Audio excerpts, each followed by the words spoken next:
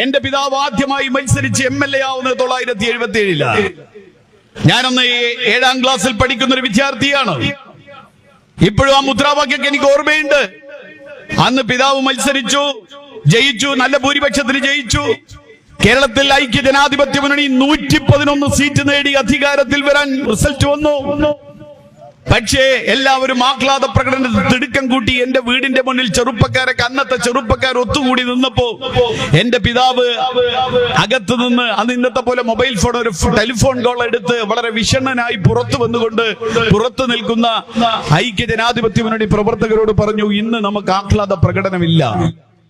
അപ്പൊ എല്ലാവരും സ്തബ്ധരായി നോക്കി. അദ്ദേഹം പറഞ്ഞു, ഒന്നുമല്ല, ഇന്ദിരാഗാന്ധി റായ്ബറേലിയിൽ പരാജയപ്പെട്ടു. ഇന്ത്യൻ നാഷണൽ കോൺഗ്രസ് അധികാരത്തിൽ വരുന്നില്ല. ഇന്ന് നമുക്ക് ആഹ്ലാദ പ്രകടനം വേണ്ട. വിഷണ്ണരായി എല്ലാവരും പിരിഞ്ഞു പോകാൻ നിൽക്കുമ്പോൾ എന്റെ വീടിന്റെ മുന്നിലൂടെ ഒരു പ്രകടനം വന്നത് ഇപ്പോഴും ആ മുദ്രാവാക്യം എന്റെ കാതുകളിൽ അലക്കുന്നുണ്ട്.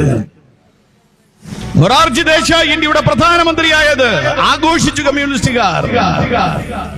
അടൽ ബിഹാരി വാജ്പേയി എന്ന RSSകാരൻ ആദ്യമായി ഇന്ത്യയുടെ വിദേശകാര്യമന്ത്രിയാക്കിയത് ആഘോഷിച്ച കമ്മ്യൂണിസ്റ്റുകാർ. LK അഡ്വാനി എന്ന് പറയുന്ന RSSകാരനെ ഇന്ത്യയുടെ വാർത്താ വിതരണ പ്രക്ഷേപണ മന്ത്രിയാക്കിയതിന്റെ ആഘോഷം ഇപ്പോഴും ഓർമ്മയുണ്ട് എനിക്ക്. ആ പ്രകടനം, ഒരു ഭാഗത്ത് കമ്മ്യൂണിസ്റ്റ് പാർട്ടിയുടെ നേതാവ്, അദ്ദേഹത്തിന്റെ വലത് കൈ പിടിച്ചത് RSSകാരൻ, അദ്ദേഹത്തിന് ഇടതു കൈ പിടിച്ചത് ജമായത്തുകാരൻ.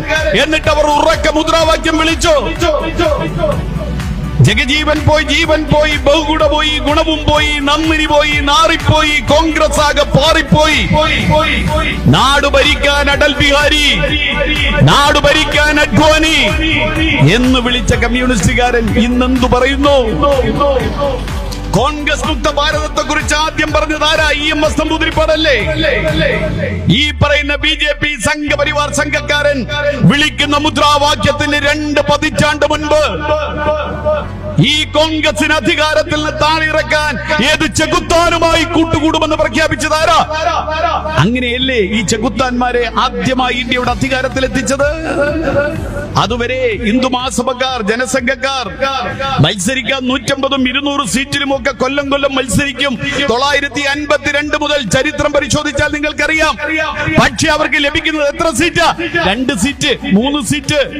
എന്നിട്ട് 540 ചില്ലാനം പാർലമെന്റ് മെമ്പർമാരുള്ള ഇന്ത്യയുടെ പാർലമെന്റിൽ മൂലയിൽ ഇരുന്നിരുന്ന ജനസംഘക്കാരനെ, മൂലയിൽ ഇരുന്നിരുന്ന ഹിന്ദു മഹാസഭക്കാരനെ അവൻ ആദ്യമായി അധികാരം കൊടുത്ത കമ്മ്യൂണിസ്റ്റ് മാർക്സിസ്റ്റ് പാർട്ടി